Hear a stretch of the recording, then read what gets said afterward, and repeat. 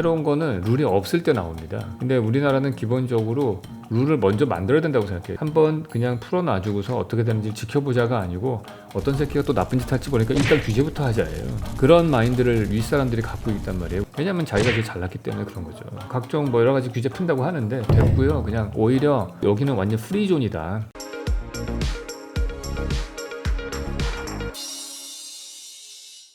제가 정말 재밌게 봤던 게 이제 우리나라에서 이제 반지하가 나오게 된 배경, 그리고 옥탑방이 나오게 된 배경 이런 거를 봤는데 외국 같은 데서는 굉장히 우리나라의 그런 모습들에 대해서 되게 또 좋게 보고 되게 좀 특이하게 보고 그런 인식이 있는데 또 반대에 우리나라에서는 약간 그런 거에 대해 가지고 막 촌스럽게 이렇게 보는 시각도 분명히 존재를 하잖아요. 더 살기 좋게 꾸미고 그런 거는 필요할 것 같은데 어떤 방향으로 그러면 또 꾸미는 게 좀 좋다고 생각하시는지. 일단 반지하 같은 그런 햇빛이 안 들고 통풍이 안 되는 주거들은 주거로서 인정을 좀 안 하는 쪽으로 그 룰들은 그렇게 바뀌어야 될 거라는 생각이 들고요.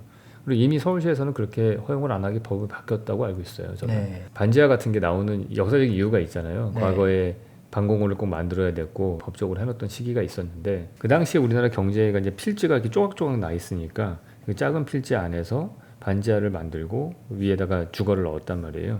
근데 최근에 지어지는 것들도 보면은 반지하는 없는다고 하더라도 대체적으로 다 밑에 필로티가 들어가고 위에 이제 다세대 주택이나 다가구 주택들이 들어가지 않습니까? 주차를 해결해야 되니까.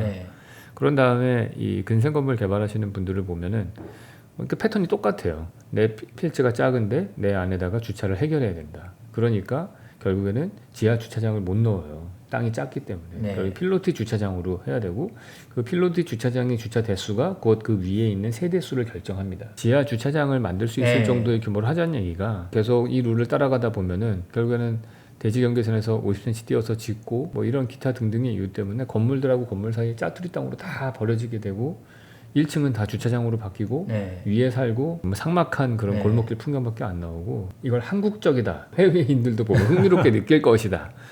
그렇게 볼 수는 없을 것 같다는 생각이 들어요. 오히려 자동차는 지하로 넣고 그 설계 의뢰 오시는 분들은 지하가 임대는 나가야 될 거 아니에요. 저희는 공사비를 뽑아야 되니까 5m 정도의 높은 천정고를 만들어요. 그래서 스튜디오 같은 거라도 들어올 수 있게끔. 근데 그러면 공사비가 또 많이 들어가잖아요. 땅을 많이 파면은 지하에 굳이 사람이 들어갈 걸 만들 필요가 있을까? 주차장을 지하로 넣어서 그냥 한 천정고 한 2.5m 정도의 주차장만 딱 만들고 1층에다가 상업을 넣고 그 임대료를 많이 받을 수 있는 시설을 1층에다 넣어주고 그렇게 할 수 있게끔 건축의 룰이 좀 바뀌어야 되지 않을까. 필지가 작게 나눠지면은 최소한의 계단이 생겨야 되고 그러니까 공용 면적이죠. 그래서 들어 누울 수 있는 자리가 점점 줄어든단 말이에요. 그러니까 필지가 작을수록 공용 면적의 비율이 높아지는 거죠. 필지를 합쳐가지고 엘리베이터와 계단실이 들어가는 거에 비중을 좀 낮춰줄 필요가 있는 거예요. 그게 적절한 사이즈가 뭔지는 다양한 용도로 테스트가 돼야겠죠. 왜냐면 그래도 너무 커지게 되면 복도가 나오고 복도가 나오면 또 프라이버시가 깨지기 때문에 계단실로 되어 있는 걸로 아파트도 만들잖아요. 그러니까 이게 만들어졌을 때 양쪽 세대로 들어가고 이게 막 여러 가지로 테스트가 돼야 돼요. 그래서 1, 2인 가구를 위한 걸 할 때는 어느 정도가 적당하고 3, 4인 가구일 때는 어느 정도가 적당하고 이런 시도들이 나올 수 있게끔 자유를 줘야죠. 그렇다면은 사실은 이제 우리나라 정부가 이런 부분에 대한 문제점을 자기들도 인식을 하고 소규모 주택 정비 등 여러 가지만 해서 많이 이거를 이제 붕업하려고 했는데 잘 안 되고 있는 게 사실 현실인 것 같은데 그거에 대해서는 어떻게 그러면 해결을 해야 되는지. 더 내려놔야 될 것 같아요. 더 내려놔야 될 것 같고 오히려 샌드박스처럼 가야 될 것 같아요. 샌드박스처럼 된다는 거 어떤? 이게 샌드박스라는 거는 그 모래상자 같은 그런 놀이터 같은 데에서는 네가 하고 싶은 거 아무거나 해라. 그러니까 이 사람들이 룰을 먼저 만들고 새로운 걸 만들겠다고 자꾸 생각을 하거든요. 근데 생각해 보세요. 인류 역사상 결코 그런 적은 없어요. 새로운 거는 룰이 없을 때 나옵니다. 근데 우리나라는 기본적으로 룰을 먼저 만들어야 된다고 생각해요. 예를 들어서 비트코인이나 여러 가지 것들이 나왔잖아요. 그럼 새로운 기술이 나왔을 때에도 우리는 한번 그냥 풀어놔주고서 어떻게 되는지 지켜보자가 아니고 어떤 새끼가 또 나쁜 짓 할지 보니까 일단 규제부터 하자예요. 그런 마인드를 윗사람들이 갖고 있단 말이에요. 우리나라의 행정가들은 다. 왜냐하면 자기가 제일 잘났기 때문에 그런 거죠. 근데 그런 마인드를 갖고 있으면 새로운 거를 만들 수 있는 가능성을 그 사람의 상상력에서 다 제한하는 거거든요. 저는 뭐 각종 뭐 여러 가지 규제 푼다고 하는데 됐고요. 그냥 오히려 여기는 완전 프리존이다. 그리고 아무거나 만들어봐 한 다음에 그 형태가 나온 거를 거꾸로 저는 행정을 디자인을 해야 된다고 보거든요. 그러니까 일의 순서가 좀 바뀐 것 같아요. 우리 아이들에게 창의적으로 놀이를 만들려고 레고 블럭을 사준 다음에 그러고 나서 옆에서 엄마가 계속 간섭을 하는 거예요. 이렇게 만들어놨어. 이렇게 하면은 더 자유롭게 창의적인 게 나올 것 같아. 저렇게 하면 더 창의적인 게 나올 것 같아. 계속 간섭질을 해야 되니까 걔가 뭘 할 수 있겠어요. 네. 그러니까 우리나라의 건축 판도라는 게 사실 약간 그런 분위기인 것 같아요. 룰은 있어야겠지만은, 그러니까 그 룰이라는 게 아주 최소한이었으면 좋겠다는 거예요. 저는 그래서 극단적으로 저는 건폐율도 규제 안 했으면 좋겠어요. 아, 건폐율도요? 네, 그냥 용적률만 규제했으면 좋겠어요. 4층을 쌓아서 200%를 다 쓰던, 아니면 2개 층을 쌓아서 200%를 다 쓰던, 아니면 100층을 쌓아서 200%를 다 쓰던 상관 안 했으면 좋겠어요, 좀. 네. 그렇게 자유롭게 만들어 놓으면 뭐 네. 이것 때문에 피해를 봤다 뭐 여러 가지 그럴 가능성도 있어서 정부가 네. 또 규제 관리를 한다는 얘기도 있거든요. 그러니까 저는 오히려 그럴 때 아쉬운 게 그거예요. 만약에 큰 블록으로 한다면은 새롭게 땅을 디자인하고 나서 거기에는 샌드박스로 예를 들어서 만들면은, 그러면 문제가 그거잖아요. 뭐가 쓰면은 옆에 실제들의 방해가 돼서 뭐 이런 네. 거잖아요. 그러면 사실 세종시 같은 거 만들 때 그렇게 했으면 어땠을까 생각도 들기도 하고. 아예 넓은 땅이고, 그리고 블락에 들어갈 때는 이미 나는 피해 볼 거 다 생각하고서 간다. 그러니까 14선 도로 건너 안에 있는 어떤 블락이 있다고 칩시다. 네. 그러면 일단 그 건너편 쪽 블락하고는 아무런 영향을 안 줄 거 아니에요. 네. 그러면 그 필지 안에서 이미 들어가서 뭘 살 때에는 그런 거 감수할 생각하고 살아가. 한다든지 뭐 쪼갠 다음에 그 안에서 아무렇게나 다 하고 내가 좀 피해를 보더라도, 그래서 샌드박스인 거예요. 물론 당연히 피해가 있을 거라고 보거든요. 근데 이제 그런 피해를 경험을 하면서 배워나가는 거죠. 너무 많이 배운 것 같아요. 너무 많이 배워서 룰이 너무 많이 생긴 것 같다라는 생각이 들어요. 그럼 외국의 이런 건축이나 도시계획은 그런 일련의 과정들을 다 거쳐서 지금의 형태가 만들어진 거라고 보는 게 맞는 건가요? 저는 우리나라만큼 그렇게 규제가 심하지는 않은 것 같아요. 아, 그래요? 네, 디자인을 할 때 이 정도는 아닌 것 같아요. 집합 주거할 때. 물론 그래서 70년대, 80년대 우리가 되게 적은 돈으로 건물을 지으면서도 꽤 괜찮은 환경을 만들 수는 있었어요. 네. 그게 그분들의 공이에요. 근데 그게 문제는 우리가 소득 3만 불 시대 2020년이지 않습니까? 네. 지금 4, 50년이 지난 상태에서도 아직까지도 그 룰을 다 적용을 하면은 지금은 우리의 소비자들이 그걸 원하지도 않고 네. 자연적으로 제어될 수 있는 부분들이 아직까지도 너무 많은 룰로 남아 있는 게 아닌가. 그 중에 대표적인 사례가 그런 것들이에요. 아파트가 측벽으로 되어 있는데 창문을 못 두게 돼 있어요. 옆집에서 네. 방해를 받기 때문에. 네. 그런 룰이 있는데, 그래서 아파트 보시면은 측벽이 다 구조벽이면서도 그렇죠. 다 네. 창문이 없잖아요. 그 로고하고 동수만 써 있고. 네. 근데 만약에 두 동이 마주보고 있는데 한쪽 동만이라도 창문을 뚫으면은 그러면 이쪽 벽까지 이렇게 시원하게 볼 수 있잖아요. 네. 근데 왜 그것까지도 막는지 모르겠어요. 그러니까 그러면은 또 야, 이쪽 동이 더 더 유리하고 쟤는 불리해지니까 특혜를 주는 거잖아. 아, 그러면 좋은 것도 하지 말라는 거야. 그러면 다 안 좋게 살자는 거예요. 그러면은 그럼 좋게 만들면 얘가 또 가격이 비싸지겠죠. 네, 창문이 더 네. 많으니까. 그러니까 그런 거예요. 예를 들어서 압구정동에 구현대 아파트에 가시면 10동 있어요. 네. 10동 아파트는 이쪽이 단지 끝이라서 측벽에 창문이 뚫려 있어요. 아, 이거 옛날에는. 봤어요. 네. 네. 그러니까 그런 것들을 다 없애버린 거예요. 요즘에는 아파트에 그런 컨디션이 있더라도 거기 창문 못 뚫거든요. 그러니까 그런 것들이 좀 약간 이해가 안 가는 룰들이 좀 있는 것 같아요. 그렇다면 교수님이 이런 건물은 내가 좀 만들어 보고 싶다. 뭐 이런 거에 대한 것이 혹시 있으신지? 제일 만들고 싶은 거는 그거예요. 마당 같은 테라스가 있었으면 좋겠고, 네. 그리고 아파트 안에서도 방에서 방을 볼 수 있는 창문이 좀 있었으면 좋겠고. 방에서 방을 보는 창문이요? 네. 그러니까 안방에서 내가 창문을 열면은 우리는 바깥 경치를 네, 보게 돼 바깥 있지 경치잖아요. 않습니까? 네. 근데 제가 원하는 건 안방에서 창문을 열면 거실이 보였으면 좋겠어요. 두 창문이 다 있었으면 좋겠어요. 양쪽으로 이렇게. 양쪽으로 다. 그래서 예를 들어서 내가 안방에서 생활을 하다가 창문을 열면은 거실에 앉아 있을 때도 안방을 볼 수 있잖아요. 네. 그러면 거실의 면적이 훨씬 더 2배로 커 보일 거 아닙니까? 네. 그러니까 그런 식으로. 그런 다음에 건너방에서도 창문이 뚫려 있으면 내가 안방에 있고 건너방에 앉아 있는 사람을 거실을 관통해서 이렇게 볼 수도 있겠죠. 네. 그러면은 혹은 옆에 문이 있으면 이쪽 문으로 들어서 저쪽 문으로 나갈 수도 있고, 네. 뭔가 그 안에서 이렇게 다양한 개미굴 같이 막 다양하고 서로 쳐다보고 하는 것들이 있었으면 좋겠고, 이런 얘기 제가 꼭 하면은 네. 그 누가 원하겠냐고. 애들은 다 창문 닫고 살 거다. 아, 사춘기 땐 그러겠죠. 아니, 그리고 커튼 치면 되잖아요. 커튼 치면 되고. 네. 그리고 나중에 부모님 안 계실 때 다 열어놓으면 넓게 쓸 수도 있는 거고. 네. 그러니까 그런 자유를 줄 수 있다고요. 디자인적으로 커튼이라고 하는 요소가 있고, 네. 방음창이라는 것들도 있고, 그래서 여러 가지 기술적으로 사람들의 관계를 온오프를 시킬 수가 있거든요. 근데 그런 디자인이 좀 있었으면 좋겠고, 모든 건물들이 약간 주상복합화?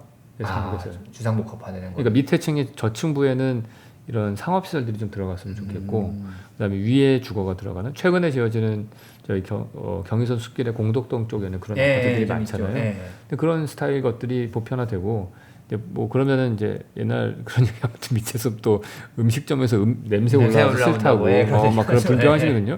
그러면은 1층에 상업을 넣고 뭐 2층부터 5층까지는 오피스 존을 넣고 한 6층부터 무슨 가든이 하나 있고 그다음에 또 다른 주거를 들을 수도 있고 시도를 해봤으면 좋겠다는 생각을 해요. 코로나가 어쨌든 지금 끝나가고 있는데 이제 네. 코로나 시대 이후에 이제 근무 형태라든가 주거 형태라든가 이런 게 좀 많이 바뀔 것 같다는 생각을 많이 하는데 네. 지금이 어떻게 보면은 그런 아파트를 사람들이 이제 좀 나도 이렇게 살아보고 싶다 하기 때문에 이제 실험해 볼 수 있는 가장 좀 네. 좋은 시기일 것 같은데 아파트에 대한 욕구가 되게 좀 다양해지는 것 같다는 생각이 들긴 하거든요. 근데 그렇죠. 예를 들면은 뭐 지금까지 있는 커뮤니티 센터는 다 실내로돼가지고 그냥 건물 하나로 네. 예. 뭐 아니 저는 사실은 예. 커뮤니티 센터라는 말 자체가 좀 웃기는 것 같아요. 그런 거 안 만들었으면 좋겠어요. 그 그걸 왜 그 커뮤니티를 아파트 단지 주민들끼리만 사용하는 커뮤니티 센터라는 것 자체 그 발상 자체가 네. 저는 좀 탐탁치 않습니다. 그러니까 일종의 자기만의 이너서클의 소사이티를 위한 공간을 만드는 거잖아요. 네. 그게 하이엔드로 갈수록 점점 그런 게 많아질 수밖에 심해지잖아요. 네. 심해질 수밖에 없는데 뭐 자기 주민들만 쓰는 식당가를 만들겠다 이런 개념이잖아요. 네. 그런 거는 공원을 바라보면서 먹을 수 있는 그러한 좋은 레스토랑들이 있는 그리고 거기에 누구든지 와서 먹을 수 있고 그러한 공간이 더 좋은 커뮤니티고 아파트 단지 내 커뮤니티를 생각하기보다는 도시 전체의 커뮤니티를 생각하는 그런 게 나오는 게 더 윈윈할 거라고 생각을 하거든요. 근데 그 추세는 막기는 힘들 거란 생각은 들어요. 돈이 많은 사람일수록 나는 구분되어서 다른 사람들과 섞이고 싶지 않다. 이런 네. 생각들을 점점 더 많이 하는 경향들이 있거든요. 네. 근데 결국에는 우리가 고급 주상복합을 보시더라도 그런 데 있는 식당이나 이런 것들이 자기네 커뮤니티만으로는 유지가 안 돼요. 그렇죠. 예. 네, 유지가 될 수가 없고 오히려 그거보다도 청담동에 있는 미슐랭 식당이 더 좋아요. 그러니까 자기 아파트 단지 안에 그런 미슐랭 스타 레스토랑이 생길 수 있는 환경을 만드는 게 나은 거지. 최근에 가장 고급 주거라고 알려져 있는 나인원 한남 같은 경우에도 보면은 거기는 푸드코트들은 제가 많이 가서 쓰거든요. 그러니까 그런 것들은 저는 뭐 괜찮은 것 같다는 생각이 들어요. 그래서 그 정도로는 오픈되어 있는 정도 그런 거는 만드는 그래서 더 접근성이 좋게 만들어줬으면 좋겠고 테라스 얘기하셨는데 네. 지금 아파트에서도 이제 테라스를 만들려는 이제 움직임들이 좀 있잖아요. 근데 네. 교수님이 얘기하시는 테라스랑 좀 듣다 보면 조금 다른 것 같다는 생각이 드는데. 그러니까 제가 생각하는 가장 바람직한 거는 비를 맞을 수 있어야 돼요. 아, 비를 만든다고요? 네. 그게 전 진정한 야외 발코니라고 생각합니다. 우리나라 아파트 발코니는 딱 위에 위에 딴 집이 또 가리고 있잖아요. 계속. 네. 그거는 발코니 같지가 않거든요. 네. 하늘이 안 보이잖아요. 고개를 들어서. 네. 그러니까 그런 거 말고 비를 맞을 수 있게끔 이렇게 엇갈리게 배치를 한다든지. 우리나라의 그 이상한 법이 있잖아요. 오피스텔은 발코니를 만들면 안 된다. 네. 그래서 또 창의적으로 찾아낸 그 방법이 2개층씩 띄워가지고 해서 이렇게 계단식으로 막 올라가는 거 보셨을 거예요. 인터넷상에서 한때 저기 유행을 많이 했는데 거기는 유리창을 막을 수가 없을 테니까 실내 공간으로 안 쓸 거다라고 생각해서 허용을 한 거거든요. 그러니까 그 정도만 해도 괜찮아요. 왜냐면 최소 2개층 정도는 뚫려 있는 테라스가 나와야 된다고 보거든요. 다 똑같은 평형대라고 하더라도 아래층 발코니가 있고 위층 발코니는 거기서 약간 스플릿 돼가지고 옆으로 밀려서 나가고 조금씩 엇갈려야 되는데 단 그럴 때 불평을 하실 거예요. 윗집에서 우리 아래층 발코니 내려다 보일 거 아니냐. 그런 거는 그 윗집 발코니 옆에 벽을 좀 만들어서 좀 보기 어렵게 만드는데 그럼 고개 내밀고서 보면 어떻게 할 거냐? 그러면은 그 난간 쪽에다 화단을 좀 만들어서 고개 내밀기 어렵게 만든다든지 그러한 디자인을 해야 되는 거예요. 예를 들어서 비아케라고 하는 건축가가 설계한 코펜하겐에 있는 주거를 보면은 이렇게 마운팅 듀얼링이라고 그래가지고 쫙 계단식으로 돼 있어요. 그 모든 세대가 다 마당 같은 발코니가 있단 말이에요. 얼마나 좋아요. 근데 문제는 거기도 마찬가지로 윗집에서 아랫집을 내려다볼 수 있잖아요. 그래서 화단의 폭이 한 1m가 넘어요. 난간 쪽에. 그러니까 그 난간 경계까지 못 가게끔. 그런 식으로 디자인으로 풀 수가 있거든요. 근데 그런 창의적인 생각들을 할 수 있게끔 룰이 돼야 되는데 그 집은 왜 우리나라에서 못 만들어지느냐? 건폐율을 너무 많이 차지해서 못하는 거예요. 건폐율 때문에. 왜냐하면 우리나라 아파트는 수직으로 딱 세운 다음에 동간간도 띄어야 되잖아요. 근데 이 아파트는 이렇게 옆으로 누인 거 아니에요? 그러니까 건폐율을 어마어마하게 차지하거든요. 물론 거기는 땅이 많은 나라니까 그럴 수 있겠죠. 우리나라는 근데 그거를 적당선에서 섞은 아이디어도 있거든요. 예를 들어서 싱가포르도 우리나라만큼 땅이 부족하단 말이에요. 싱가포르에 그 헤비타트 싱가포르가 있어요. 싱가포르 헤비타트라는 프로젝트가 있는데 그 아파트 모든 세대가 다 테라스나 발코니가 있습니다. 심지어는 공중에 수영장도 있어요. 그 싱가포르에 있는 마리나 베이 샌즈라는 그 호텔을 설계하신 분이 한 거예요. 그걸 하신 분이요? 그분이 그 헤비타트 67이라는 걸 프로젝트를 한 적이 있어요. 네. 1967년도에 몬트리올 엑스포가 열렸을 때 그런 모든 세대가 제가 제일 좋아하는 아파트인데 그런 테라스가 쫙 있는 아파트를 설계한 적이 있거든요.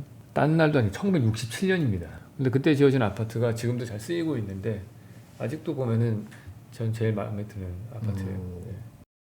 주택 마련 주식 대박 매불이 하나면 오케이입니다.